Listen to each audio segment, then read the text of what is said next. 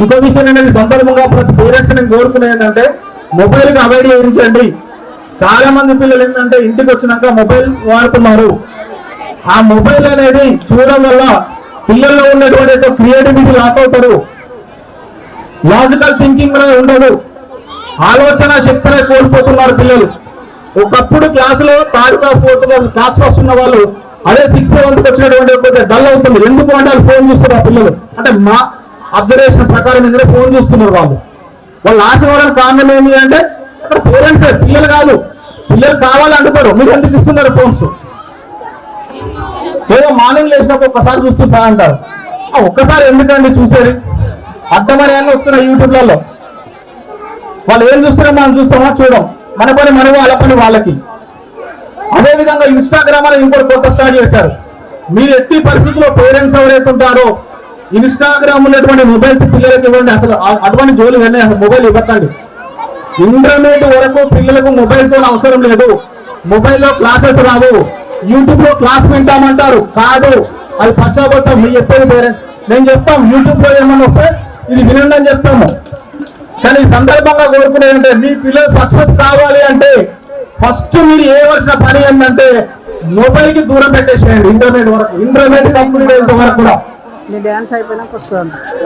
ఈ సందర్భంగా ప్రతి పేరెంట్ నేను కోరుకుని మళ్ళీ చెప్తున్నాను నేను, మీరు మొబైల్ ఇస్తున్నారంటే మీరు చదువు గురించి చేసుకుని కూడా అడగండి, ఏ కాలేజీలో కూడా అడగండి. మీరు చిన్నపిల్లలు కానీ పెద్ద పిల్లలు కానీ చాలా వరకు నేను 7th 8th 9th లో కూడా నేను అబ్జర్వ్ చేశాను.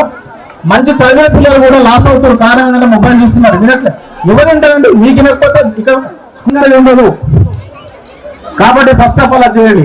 ఇంకో విషయం ఏంటంటే పేరెంట్స్ కూడా నేను కోరుకునే సందర్భంగా ఇంటికి వచ్చిన తర్వాత ప్రతి పేరెంట్స్ కూడా ఈవినింగ్ ఒక 1 hour మ్యాథ్స్ ప్రాక్టీస్ చేయమని చెప్పండి.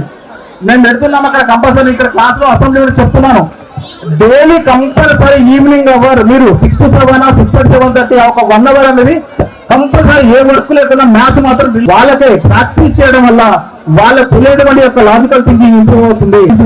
ఈవెన్ ఎల్కేజీ యూకేజీ కూడా రాని చిన్న యాక్షన్ చేయండి. మీకు టైం ఉన్నప్పుడు 1+1 అంటే 2+2 ఏదో ఒకటి వాళ్ళకి మాత్రం వర్క్ అయితే చేయమని చెప్పండి. ఈ సందర్భంగా ప్రతి పేరెంట్ నేను కోరుకునేది అదే నేను తెలియజేస్తున్నాను.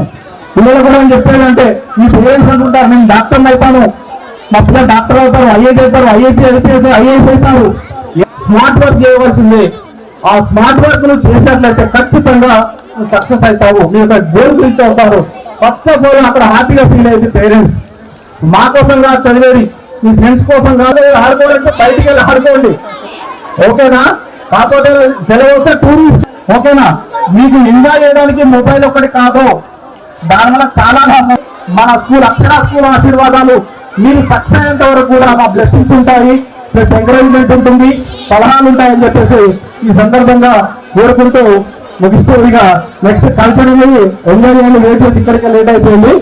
Thank you once again. అందరు పేరెంట్స్ కూడా కృతజ్ఞత తెలుపుతూ ధన్యవాదాలు తెలుసుకుంటూ నేను తెలియజేసుకుంటూ థ్యాంక్ యూ. జై హింద్.